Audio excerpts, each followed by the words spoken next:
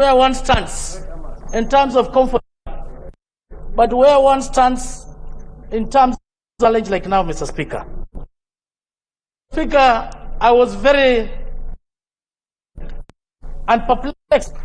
The ill advice, premature advice of the Chief Justice. Mr. Speaker, why do I say so? We are aware on this matter of truth and gender. 2017, there was an order that was given by and the Chief Justice knows in 2 weeks' time to be a hearing to determine whether that order is a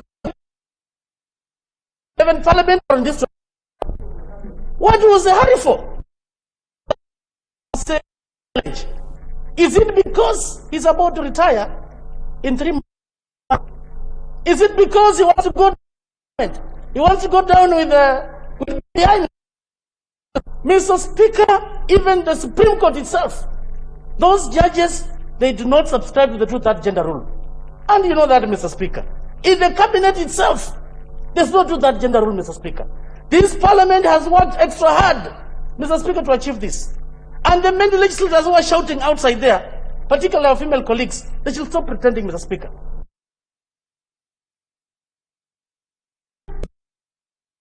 To gain allowances.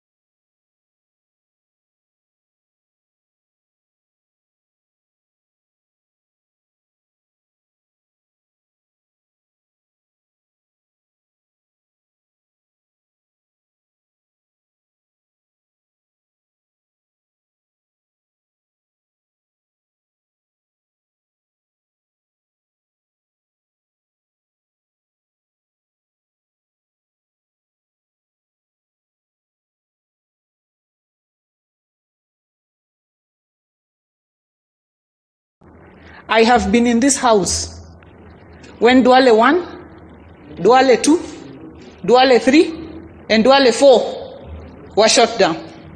I was in this house. And I want to challenge the Honorable Member for Kiminini that he either withdraws his assertion that I was in New York, and to New York I have been, but I have never been in New York at a time when this House is voting on a critical matter as the two-third gender principle. I have been here every time. So, Mr. Speaker, I want to urge you, for the sake of my good name, that Honorable Chris Wamalwa either substantiates what he is saying or withdraws that statement.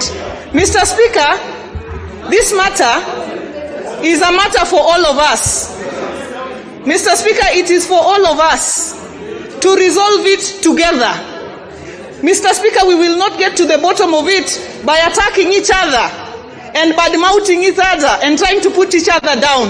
We will only resolve this matter with the unity of purpose that the Honorable Aden Duale mentioned.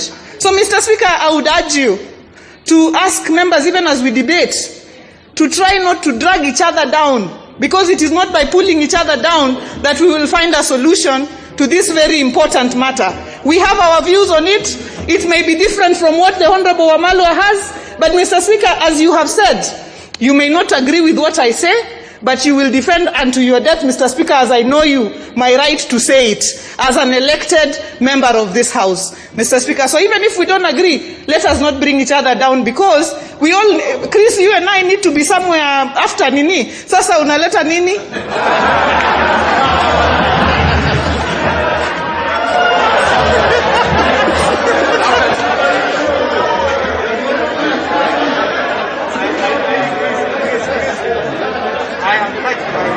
Thank you, Mr. Speaker.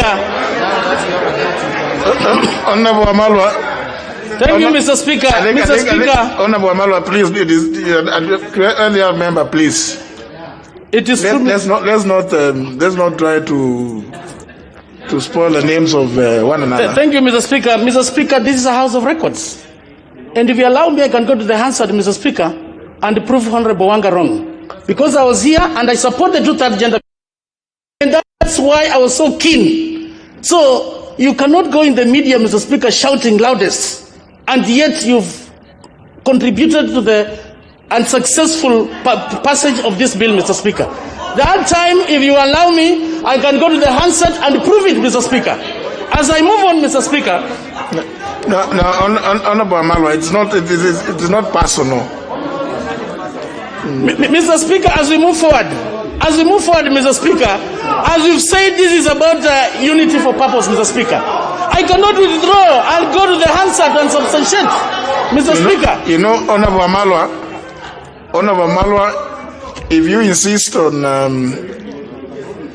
that record, then you'll have to, Mr. Speaker, under our standing orders, go down. Yeah, you are responsible for the accuracy of what you say.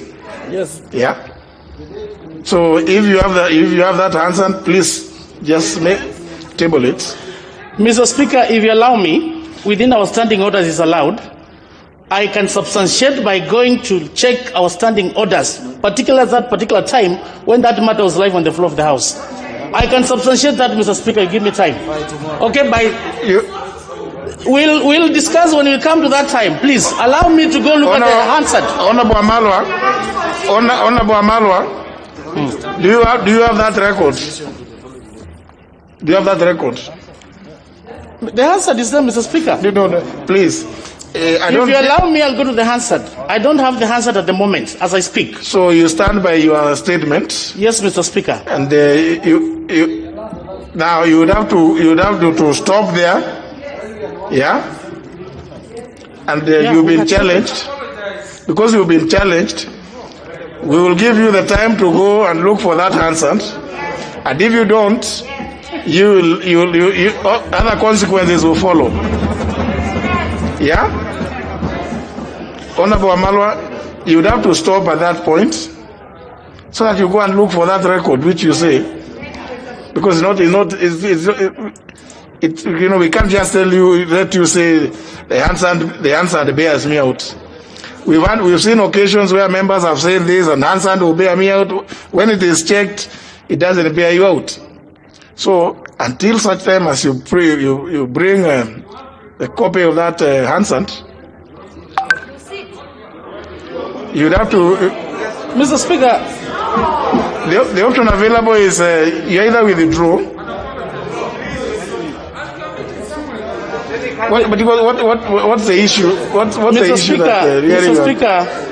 Mr. Speaker, I brought an amendment of a bill to change the election date, which had required that supermajority. And I remember that time, Mr. Speaker, because our standing orders allow us. Why don't you give me time? I'll go to the handset, Mr. Speaker. Now you are talking about a different bill. They came at a similar time, Mr. Speaker, and the requirement was similar. No, election date and 2000 are different. Mr. Speaker, this is a House of Records. No. I know, Honorable Wanga, we are supposed to go meet somewhere. God willing. We don't know who will go through. No, but if at all I want to substantiate, why should we? Our standing orders allow that. Then go and get the record. Absolutely, I'll go and get the records, and I'm ready for consequences. Okay, please. Go bring we don't the want our colleagues to be pretending, and yet they've contributed to the failure of passage of this bill on this floor of the House, Mr. Speaker. Please Mr. Speaker, as we move forward. No, Honorable Amalwa, unfortunately, because you don't have that record, and you insist on it, you'll have to stop there, go and get the record, bring it here tomorrow. Yes. Honorable Kioni. Honorable Kioni. Thank you, Mr. Speaker. For the opportunity to contribute to this. I have nothing personal against the Chief Justice, Mr. Speaker. So, Honorable Amalwa, Thursday afternoon, 24th. But, Mr. Speaker, I have the advisory opinion from the CJ, and some of the words that he has used in the statement indicate different because, Mr. Speaker, one of the paragraphs, I think paragraph 24, the CJ seems to accuse us for having been carelessly lazy. Carelessly lazy attitude. That is not as a word you'd use if you don't have anything specific against this institution. Mr. Speaker, again on paragraph 26, the again says that Kenyans desire to incentivize the political elites. Mr. Speaker, again, you can actually see something a little personal against the institution of parliament, because if we have to be taught something as the political elites, I think it is going beyond the advice that we have been talking about. Again, Mr. Speaker, paragraph 27, I think he has Songkok. Just take a walk, man. Honorable Sankok, you don't walk like, you don't do it here. You are moving all over. You are not dealing with wildlife. Mr. Speaker, this advisory opinion by the CJ has even a typo error. I think it is supposed to have 28 paragraphs. He seems to have repeated paragraph 26 twice. On the second, I think it should be paragraph 27. Again, he has said that we must be held accountable as members of parliament, meaning that, and then he goes ahead to say that we must put, or we must say no to impunity. I mean, the choice of those words from paragraph 24 all the way to paragraph 28, Mr. Speaker, seems to indicate to me that the CJ or the judiciary has kind of taken an attitude towards us. And I believe that even as we think of how to resolve this issue, it is important that the judiciary also pays attention to this third arm of government, and they need to treat us with the respect that we deserve. To say that we have been carelessly lazy as members of parliament, it's not a kind word to use on people who have been elected. To say that we must say no to impunity, this house is not a house of impunity. It is actually, we have said it over and over again, it's a house of records. To say that we must be held accountable, I think we do every day. So I see an attitude from the Chief Justice that is not really helpful in resolving this issue. And it is, I don't want to go through all the words, but there is, you can actually see even the way that the advisory opinion goes to address our speaker. You can actually say that there is something that, it's like there is something to grade, and I agree with Mheshimiwa Kenan that we may have to look at these things more politically than otherwise. Mr. Speaker, let me say this on the onset as the chairman of CIOC. We will soon be calling the Chief Justice, I hope before he retires, to come before the committee because the judiciary has failed to implement the Constitution and specifically the two-thirds gender rule. We want him to account to Parliament. Why is it that within judiciary they have also failed to account on the two-thirds gender rule? And that is the work. That is the work of the CIOC. We will also be summoning the executive because the committee has been given that mandate by the Constitution to ensure that every institution, including the Office of the Chief Justice, has implemented the two-thirds gender rule. So, Mr. Speaker, I say this so that we can get it clearly as Kenyans, or Kenyans can get it clearly, that it is not Parliament. It's not just Parliament. And narrowing this issue, and I would really want to ask many of us, narrowing this issue of the two-thirds gender rule to just within Parliament is a very, you are looking at it in a very shallow manner. I would want us to look at it globally, because that was the intention of the Constitution. And if you go through the laws that were passed during 10th Parliament and 11th Parliament, as required under the 5th schedule, you will see that, Mr. Speaker, many of those acts of Parliament, and I thought those who would care would actually have commended Parliament. I haven't seen a parliamentarians who have passed so many laws within such a short while. 10th and 11th Parliament did a commendable job. But nobody has ever been out there to say that we helped in a big way in implementing. Certainly, we have some other areas to do. But I want to say this, Mr. Speaker, that if you read the laws, the acts, many acts that were passed by 10th and 11th Parliament, they all mention they have specific clauses within that require that we operationalize or we achieve the two-thirds gender rule. So in my opinion, there is no one specific act or parliament that is required for us to pass so that we can operationalize or bring to fruition the issue of two-thirds gender rule. Mr. Speaker, the other thing that is amazing, and I think it's been mentioned by many members here, we've made 4 attempts. But 4 attempts to do what? 4 attempts to amend the Constitution. So it's like we've been required to write another constitution and then implement it. I want to submit that is the very wrong thing for this parliament to do. We were not called upon to amend this constitution to implement it, but to pass laws to implement it. So even those 4 attempts we were making, I think certainly if anybody had gone to court to challenge those amendments, it was likely to succeed. So, Mr. Speaker, even as we go through this, I think it is important to know that in this country, in the future of this country, there will always be activists, there will always be political leaders, and there will be the leaders and politicians. The constitution that we have is a product, by and large, of activism. We must be very careful, because the implementers of a constitution that was brought forth by activism should not be activists. You will burn the country.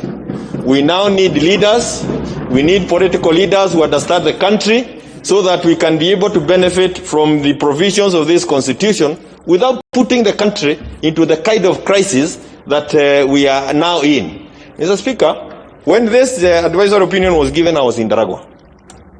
And even as we were going out, you could actually tell the anxiety. An ordinary person in Daragwa walking at Bairoine asked me, but is that really possible? Can you imagine a pedestrian asking me, hiyo kweli inawezekana? So if the pedestrian could be asking all that, what is the judicial value? What is the value in terms of public good on this kind of judgment? I understand the Chief Justice had the responsibility to discharge, but if he had to do all these things before he retires, this is one of the things he picked that will go down the wrong way in his history, and I thought he had done well. Mr. Speaker, I don't want to say much because on the 11th of March 2020, we passed in this House the Act on Article 100. It is now pending before the Senate. In the advisory opinion that I have from the Chief Justice, he is saying that he was not advised. Mr. Speaker, we are here speaking publicly. I mean, there is even the judiciary should also know, and they should also have. I mean, I don't want to say much, but we avoid discussing issues that are before court, not because you have received any writing from the judiciary, but because we have taken we have taken notice of what is happening within the corridors within the justice corridors of justice. They should also have taken notice of what we have discussed and passed on this floor, and it's in the Hansard. So to do an advisory opinion, an innate sense that he was not advised, where at the stage at which Article 100 is, I find it a little bit, not to use the words that he has used, lazy, but something bordering on that kind of a word. Because ideally, even his researchers should have advised him as much. Mr. Speaker, I know the President will be having this. I think also what this means, and I think this is very crucial. And that's why I think Maraga has made a mistake. When you pass an advisory opinion of this nature to the executive, we are only lucky that we have a president who will sit and look at the good of the country.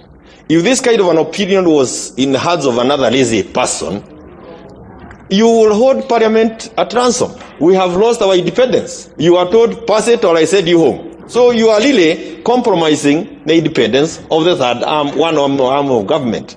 And I don't know how many other people advise the CJ, because when you compromise the independence of this house, it's a major violation. It's an affront on our constitution. Mr. Speaker, I want to agree and thank you for the decision that you took, the statement that you issued yesterday, the decision that was made today by the PSC.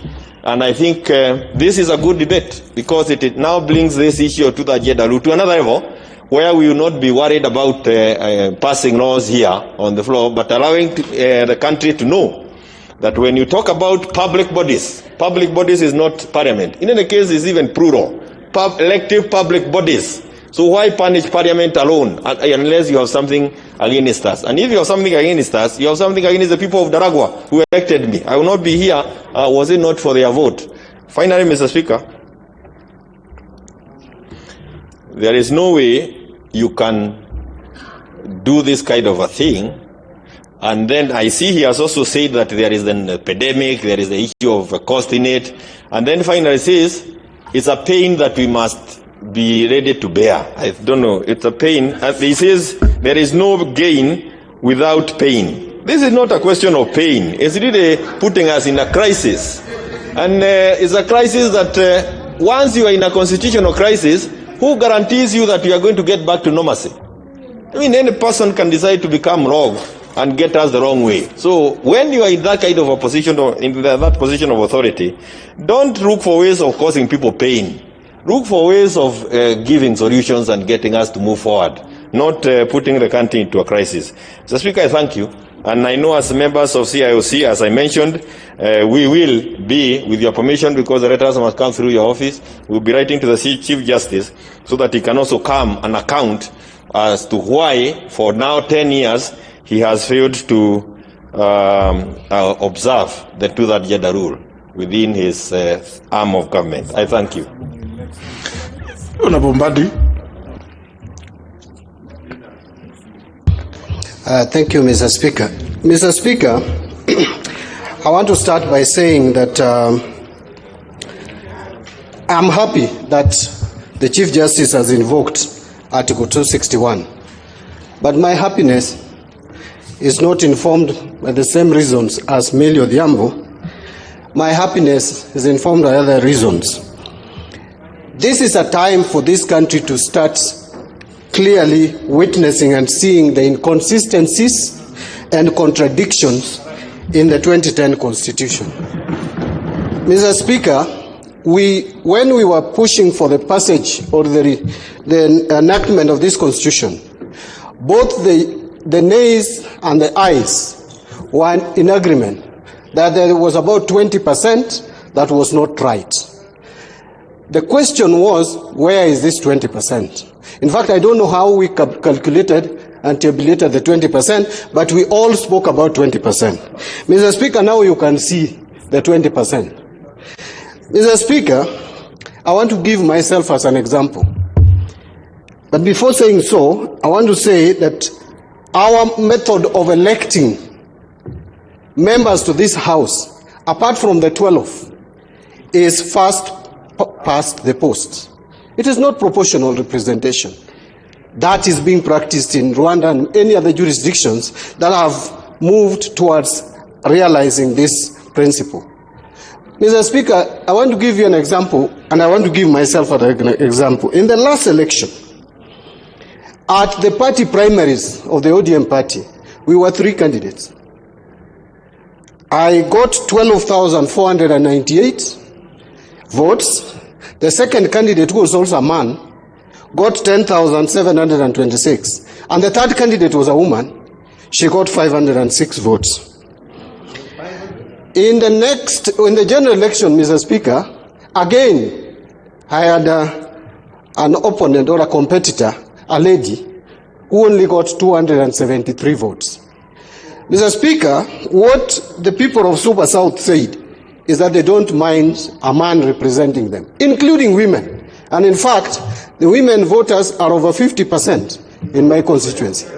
Now you are telling them that an individual, through the provision of Article 261, is telling the people of Super South that they should have elected either the lady who got 506 or the one who got 43, not 73. And that is why I'm being sent back home so that they do another election. Mr. Speaker, there is nothing that can be more unjust than that, Mr. Speaker. Mr. Speaker, the other question I asked myself, and by the way, I've been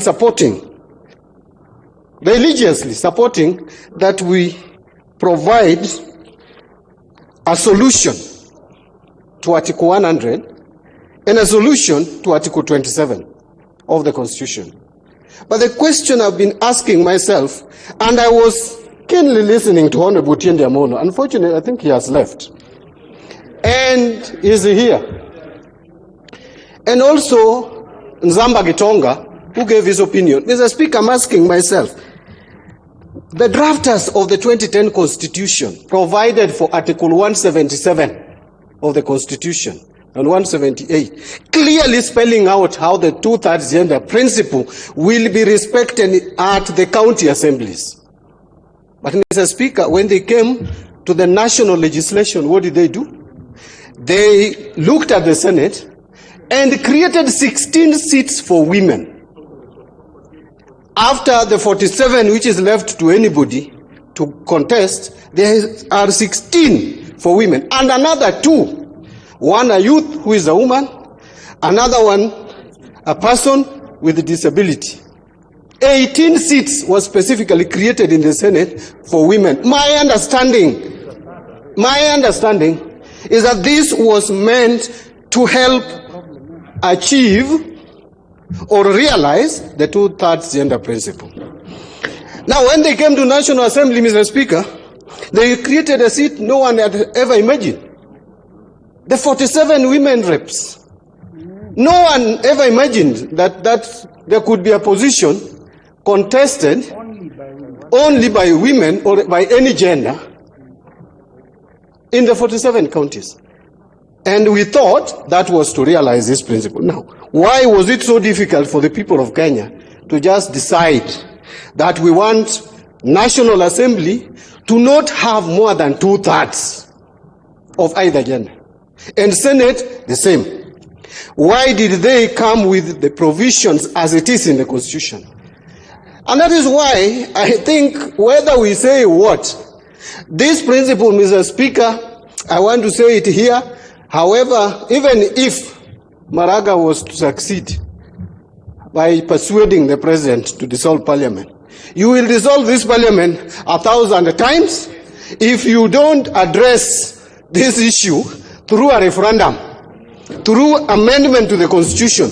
You will, in fact, I dare say that if this parliament is dissolved, the next election will bring more men than it is today in this house.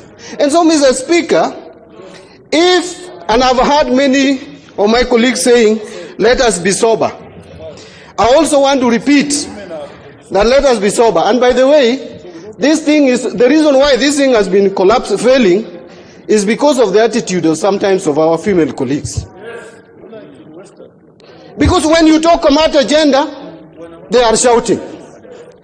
And the truth is, Mr. Speaker, I know you challenged Honorable Chris Omalo. The truth is that day, there were a good number of women members of parliament who are not in this house. And I even challenged, Mr. Speaker, I remember I raised that the list should be published.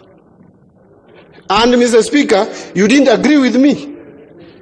Honorable Omalo would have not gone to the pains of bringing that list. In fact, that we supported that motion by Duale. I'm the one who seconded him. Religiously, I've been supporting this gender principle. We have not been having full house of women MPs in this house, Mr. Speaker. Let truth be told. They are the ones who are failing us. I have never failed to be here to vote for this amendment. Most of them have not been here. Many of them. And when you say that, they get agitated. You should not be agitated. If you are elected here to come and represent women issues, please do it. And do it properly. Don't do it out there. It doesn't help. You talking and supporting Maraga will not help. This house is not going anywhere. Who is this mad person who is going to dissolve parliament at this point in time? It is not going to be dissolved. And by the way, Mr. Speaker, the only route to solving this issue is BBI. Yes. That is the only route. We will talk all the language we want to say, but the only route is again to go back to the people of Kenya. In fact, I'm looking at this constitution and I'm seeing the mischief. The drafters, and Honorable Tienda Molo, with all due respect, these drafters became mischievous because this was a hot potato. They didn't want to touch it. They left it. Why did they touch the county assemblies? It is very clear. It is explicit. But for this one, what did they do? It is ambiguous. In fact, Mr. Speaker, if you strictly read this constitution, even that Article 261 that we are talking about, Article 261 is addressing itself to those provisions under the 5th schedule to the Constitution. Yes. And by the way, we were burning midnight oil here. There are only 6 members of Parliament, Mr. Speaker, who have served this Parliament, in this Parliament, longer than I have.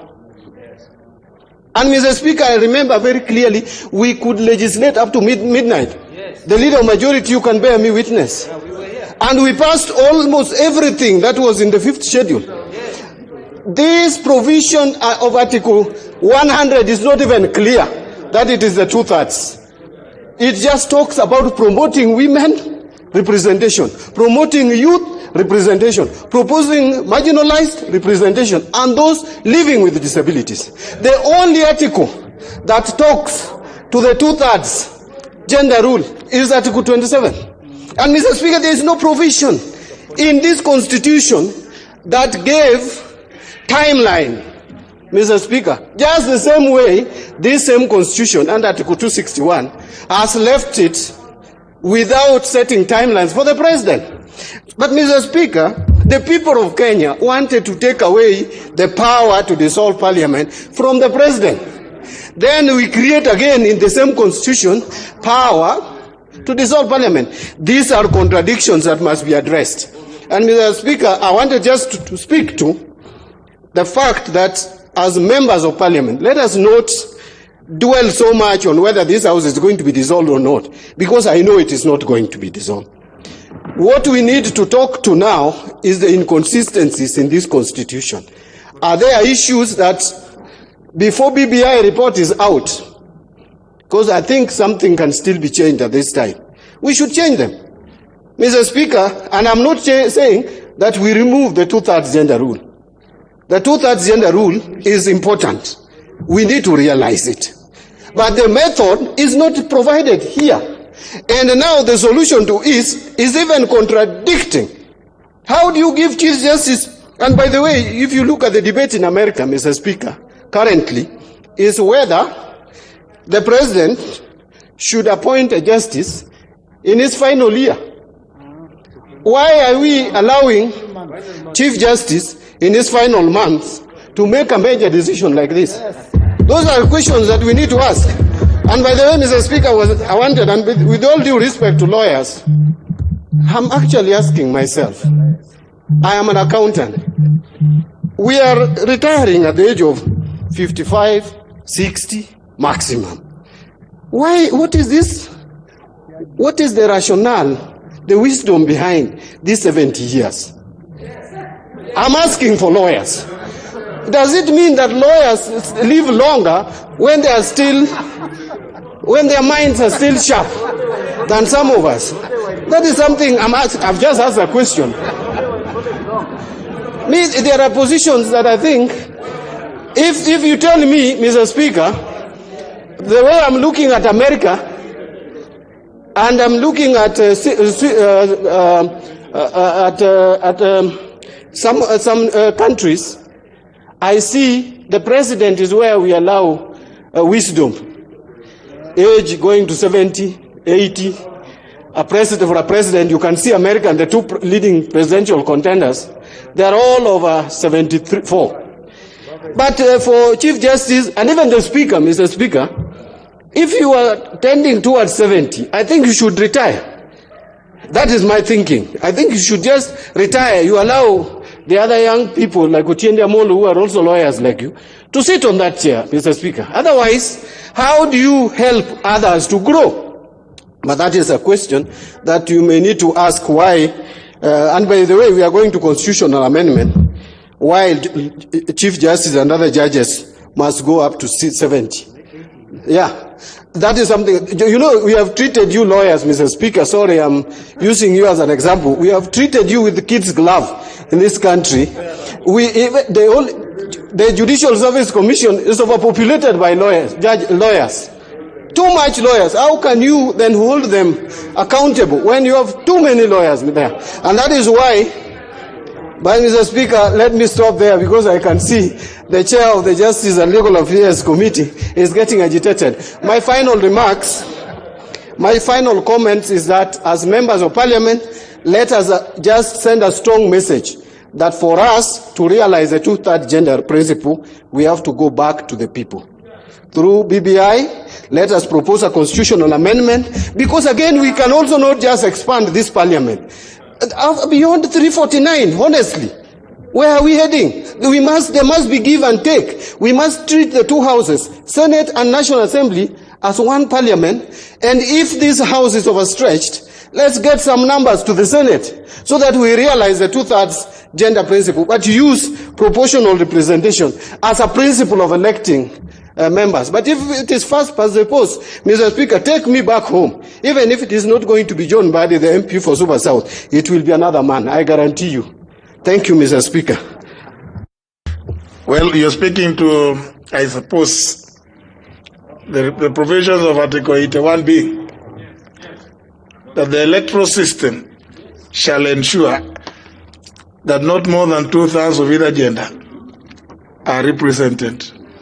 I don't know whether Parliament has been vested with the power to decide the electoral system, or is it a function of the sovereign to choose the electoral system. Leader Majority. Thank you, Honourable Speaker.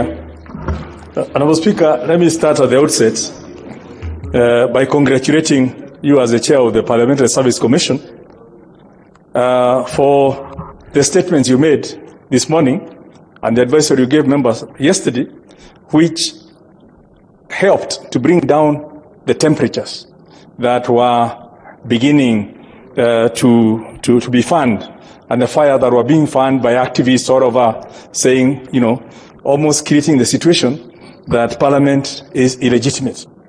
But you've helped, first of all, in terms of reasserting the legitimacy of Parliament and putting facts so that people did not know. The issue here, and I believe the Constitution, when we adopted it, and the clamour for the new Constitution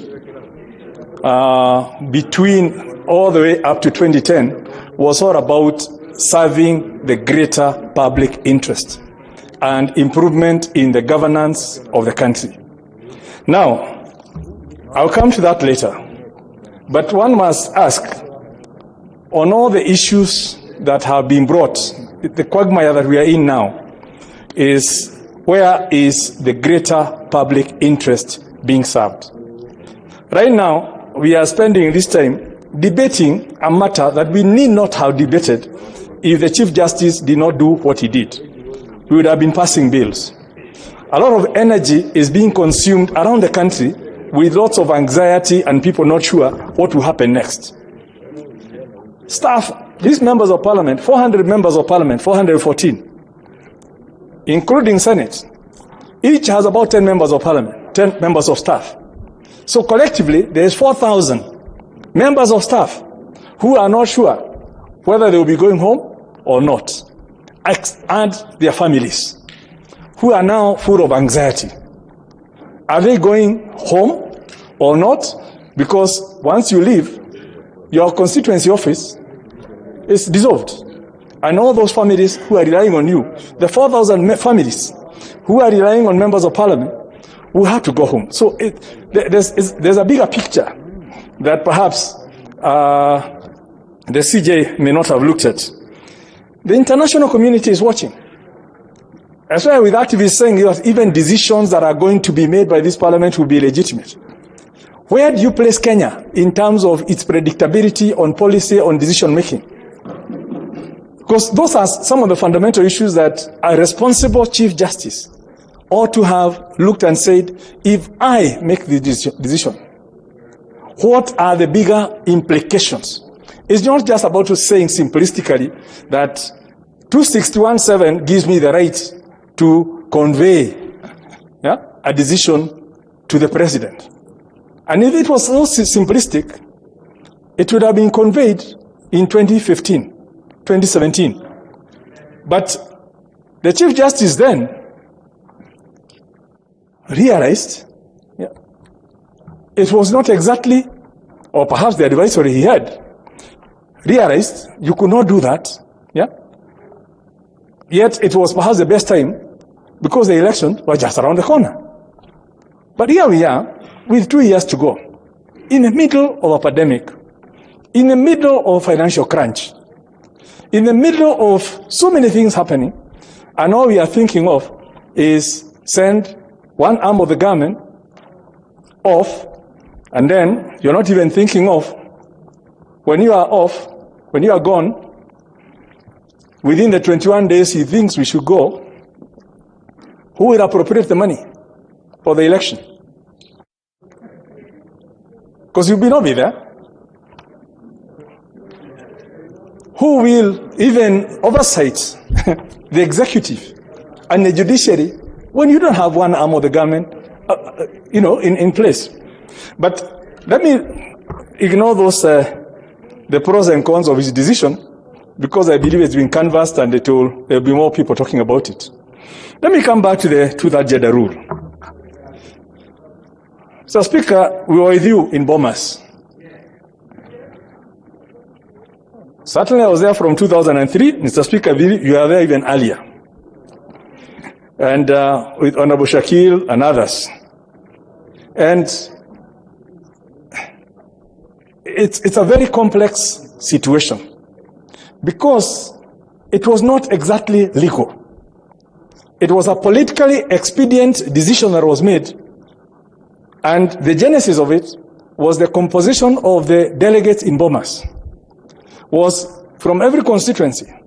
There was a member of parliament, there was one woman, and one man.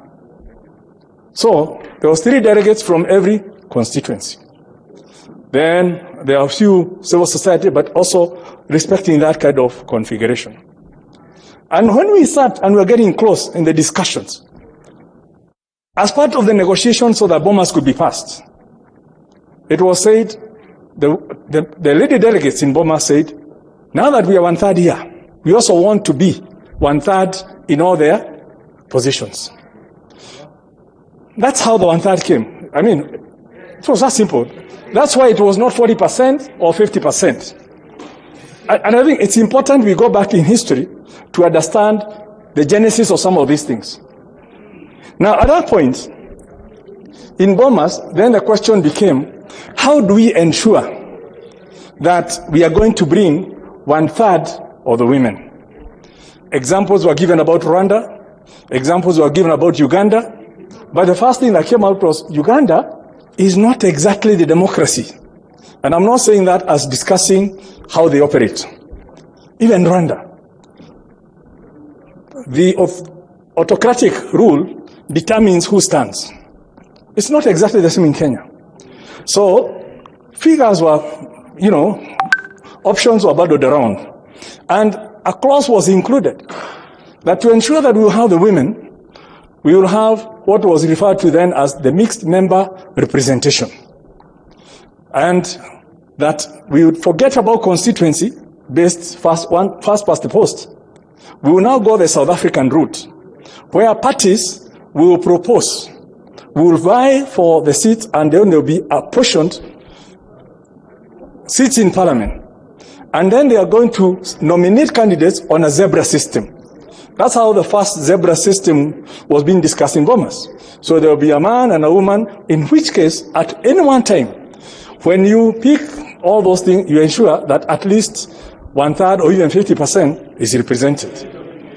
But when you are in Bomas, the same mixed member representation, which was the anchor of ensuring that this 1/3 is fulfilled, and on which basis it had been included in Article 27, On what basis it had been included in Article 81B that the electoral system shall ensure that 1/3, members in Bomas said they do not want that kind of system.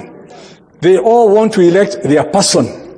They want to know that this is Amos Kemunja who are electing for Kibeperi. They don't want to be told that as a party you elected Jubilee with 206 and then the people are taken to them. That is the same basis that they said even for the chairman of the councils.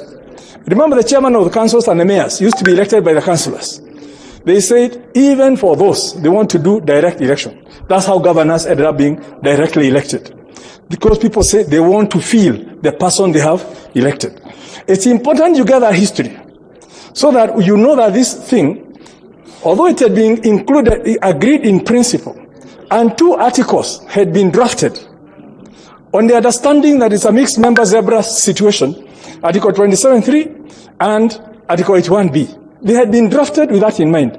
But when the mixed member system of election was dropped, nobody bothered to look and harmonize 27.3 and 81B to now reflect the new situation. At the county level, it was agreed that the 14 functions that have been devolved are so close to the people that it's important to get the people to actually be represented in the decision making. Right? And at that point, there was no debate that at that county, in the wards, at the county level, because of the sensitivity of the issues that have been devolved, the people needed to be represented. Much to do with what the Jefferson was calling the word republics, right? That get people involved in the decision making at the local level. And at the Senate, it was the same because it was overseeing the local level. That's how the names are included. But in the National Assembly, remember it was supposed to be mixed member because it was not, there's no way you're going to get mixed member in the Senate because the Senate is a person for every county, right? But for Parliament, it was to represent the party, to bring its people. Now, but even in the Senate, the 16 women delegates, the nominees, don't have voting rights on a county issue. But they can vote on all other matters being debated in the Senate. Because it was for purposes of other issues to do with women at the local level, right? Affecting people at the local level on the 14 devolved functions. Anyway, be that as it may, unfortunately, Bomas did not succeed. 205 was defeated. At 2010, the new constitution, the council, the committee of experts with the harmonized draft and all that, removed some things, tinkered around, but forgot to harmonize the new first past the post with the provision that had already been included in 27.3 and in H1B. And we are in this quagmire. Article 1 puts the power, the sovereign power of the people to decide on the Kenyan people. It's them to determine who they want to represent them. So, in the absence of the system of voting being included in the Constitution, creating that zebra style, any other you put will be in contradiction to Article 1. I'm not a lawyer, but I was in Bomas. And I followed that discussion.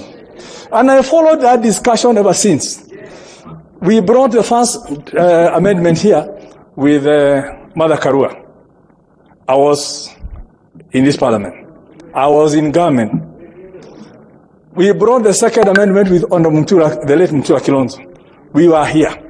And we were told this thing is going nowhere. You are bringing a contradiction between Article 1 and whatever you're trying to bring under whatever article. So, we are in this situation, and I think, members, we need to then figure out how do we ensure the 30%, the 40%, and the advisory that was given in 2015 said it is progressive. It's not just about laws. It's about affirmative action. How do you empower the girl child? How do you empower the women out there to have the power to be able to run for office? So it's a bigger issue. And we cannot achieve it here by just saying that pass a law to actualize a two-thirds gender rule. Yeah? You cannot do that without breaking another one within the Constitution. So as John Buddy says, it's an opportunity we have when we do a comprehensive review of the Constitution to say, do we want mixed member so we can have the zebra situation? Or do we want to then say Kenyans can now afford a bigger parliament with another 80 extra ladies being voted here, yeah, and how it's determined, yeah, to avoid all those issues of people feeling that perhaps it's the wrong thing, so that we can get the parity that we want. But let me not, I think that will happen at some point. And what I would wish is, even as we debate on this matter, we have 70 plus members of parliament who are ladies in this house. I would like to start a conversation with them so that the 70, we take them to a retreat somewhere. Whether it's for 1 week or 2 weeks or 3 weeks, we lock them there and tell us, give us the solution to how we are going to sort out the two-thirds gender rule. No, it's my proposal. Because at the end of the day, the question that we get asked as men when we go promoting and saying we need more women in parliament, the first question that you are asked, even those who are there, what have they done? We get asked that question. And of course, it's me who is asked. So, but I want to see. I know you've done a lot. That's relative. But be that as it may, Honorable Speaker, I think as a parliament, and I'm sure we have gone through this before, the Committee on Implementation of the Constitution has gone through all the laws that we were supposed to pass.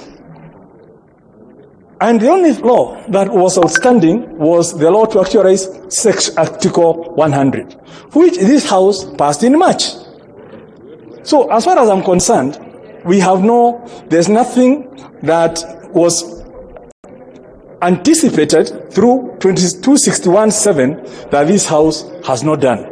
But it's something that perhaps the CJ was obviously ignored, including saying, quoting a law, which we've done, and saying we have not informed him that we've actually done, although we know we have done. So perhaps, so that we just, I don't talk forever, I think the most important thing is, going forward, what do we need to do? And on the issue of the gender rule and all that, we have done 100, so people will see whether it's good or not when it comes from Senate.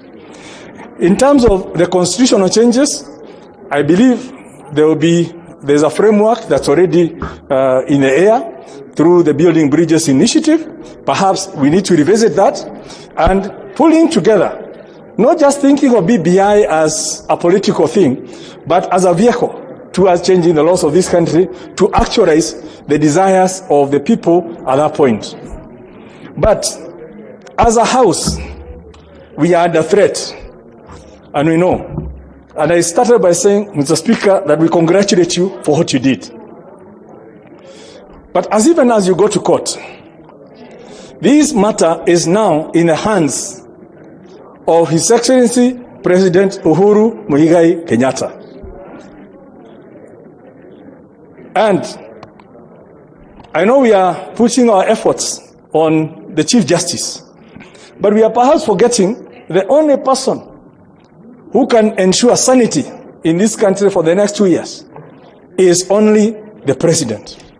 And I would like the House that we join together in appealing to the president to consider, as he has always done, the bigger public interest. As he makes that decision, as he reads that advisory, which I'm sure probably was even sent by Twitter or by email, as he considers that decision to apply his conscience to the bigger public interest, to the special circumstances that this country is in, and to avoid giving in to activism. We know he respected the decision of the Chief Justice in 2017 and actually agreed to a repeat of the election because to demonstrate respect for the rule of law. But here, we are not sure it's the rule of law being applied. So we would appeal to him to ignore the activism that has been shown and act in that bigger interest and save this country from chaos. There is no way, Mr. Speaker, the solution to a problem can be worse than the problem. And like Solomon, the biblical Solomon, it's time for the president to decide whether to kill the baby or to save the baby.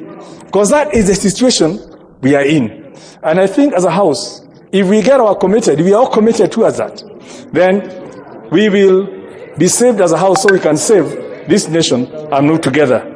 Thank you, Honorable Speaker. Member for Kisumu Town West.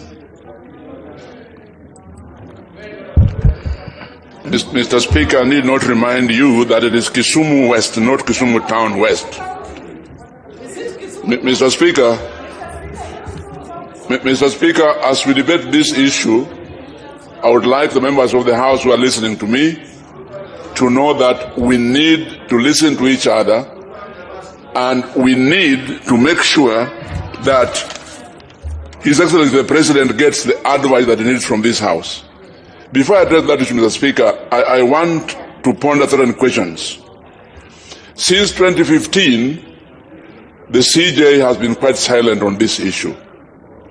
And suddenly, he has come up with this advisory. Is it possible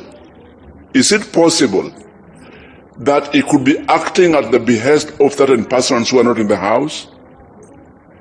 Is it possible that he's acting on behalf of persons who would like to scuttle the BBI process? Is it possible that he's not acting alone? Mr. Speaker, I point out these three questions, and I want to address this issue now, not just as a ranking member of this House, but also a ranking member of the LSK and a contemporary of the Chief Justice. Mr. Speaker, what we have that we are discussing today is not a judicial decision of the Supreme Court collectively or the CJ alone. It is simply an advisory, not a judicial decision. Advisory in legal interpretation means consultations. Such a momentous decision cannot be made without consulting the heads of the two other arms of government. Mr. Speaker, the Chief Justice acted recklessly, and I have no qualms about saying so. But now that he has done what he has, it is upon us now to take this opportunity to tell the Chief Justice that his advice is erroneous and wrong, and to tell the President why he must ignore that advice. If we don't do that, then we shall be failing in our duty as members of this House. Article 261, Sub-Article 7, Mr. Speaker, uses the word advice. But Sub-Article 7 also says that His Excellency shall dissolve the House. That article and Sub-Article 7 is self-contradictory. In legal terms, when you have such contradictions in the law, then you look at what is more convenient. Like Honorable Kumuja has just said, are you going to solve a problem by creating a bigger one? Have we addressed that issue? Mr. Speaker, I find it strange that we have not considered that in the absence of this parliament, and I mean when I say parliament, National Assembly and the Senate, in their absence, can an election be conducted in this country? Is IBC as it is now properly constituted to conduct an election? Do we have the finances for IBC to do so? If we are going to do that, who is going to appropriate finances to IBC in the absence of parliament? The decision of the Chief Justice cannot be implemented. It is wrong. But most importantly, Mr. Speaker, Honorable Kumunya has explained the background of how we ended up with what we have in the Constitution. But every cloud has a silver lining. Mr. Speaker, the silver lining on this cloud is that now members of this House have a chance to look at the various contradictions that we have in our Constitution and see how best we can resolve them.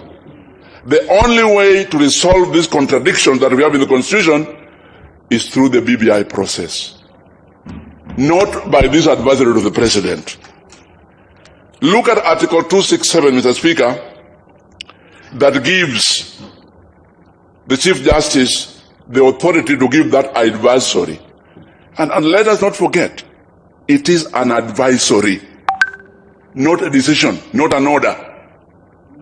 Let's look at that article in relation to Article 38(2) of the Constitution. Mr. Speaker, Article 38(2) says as follows. I know you're familiar with it. Political rights. Article 38(2), every citizen has the right to free, fair and regular elections based on universal suffrage and the free expression of the will of the electors. Clearly, this is one article that contradicts 267. And we are in the same Constitution. And that's why I'm saying that we have the chance now to look at these various contradictions and see how best to resolve them. Mr. Speaker, let us look at Article 259. And 259 is on how we construe the various provisions of the Constitution. Has the Chief Justice complied with that? Did he address his mind to 259 before he issued the advisory? I think not. I think not, Mr. Speaker, because the reading of Article 259 is as follows. If you are going to construe the Constitution, then these are the tenets on which that interpretation must be based. Article 259, construing this Constitution. Sub-Article 1. This Constitution shall be interpreted in a manner that A. promotes its purposes, values and principles. B. advances the rule of law and the human rights and fundamental freedoms in the Bill of Rights. C. permits the development of the law. And finally, most importantly, contributes to good governance. That advisory, does it help Kenya to contribute to good governance? It's going to create chaos. Mr. Speaker, I said when I was starting that as we debate this issue, let's be able to listen to each other. Because if we don't, we are going to miss the points in each other's issues, whether we agree or we don't agree. And as we speak here, Kenyans must understand that we are not arguing the way we are because of our interests as members of this House. No.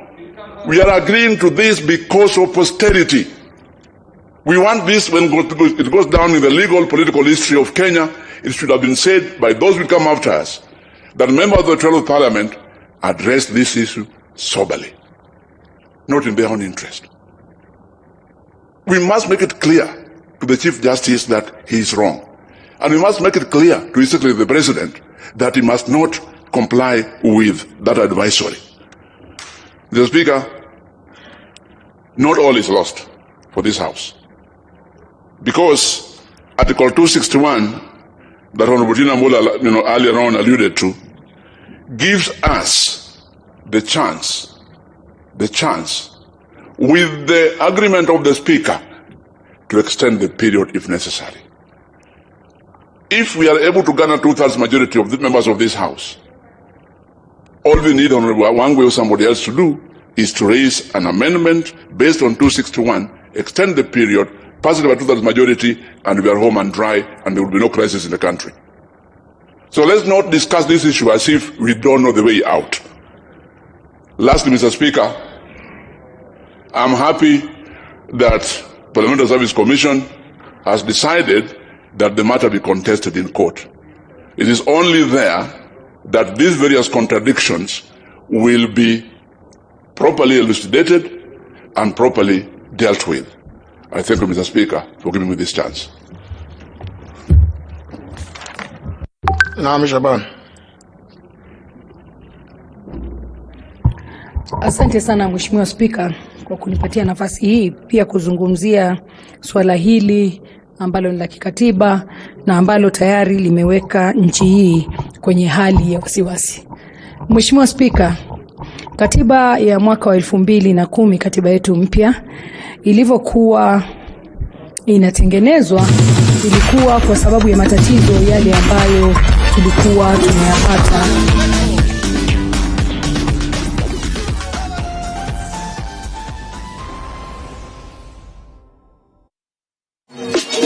The following program is rated PG. It may contain scenes unsuitable for children under the age of 10. Parental guidance is advised.